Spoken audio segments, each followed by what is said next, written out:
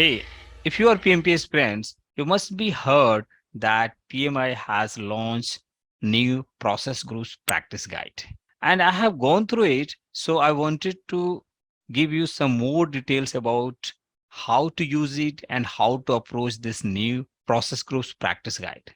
But before letting you know that part, if you are one like many other PMP aspirants wondering whether PMP current version exam is changing because of this new introduced process groups practice guide, then let me tell you guys. Current version of PMP exam is not changing at this moment. It is remain the same.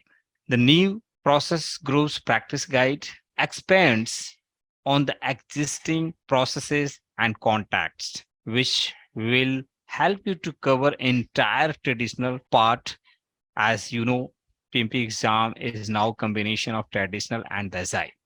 So you can refer Agile practice guide to cover Agile part. You can refer this new practice guide for covering traditional part. And of course, along with these two guides, also you need to refer PMBOK 7th edition that will cover both Agile and traditional part.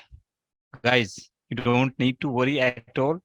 Current version of PMP exam is the remain same, and there is no impact on it because of new process groups practice guide launched by PMI. So go ahead, refer three must have materials: Agile practice guide, new process groups practice guide, and PMBOK 7 edition. Thank you so much.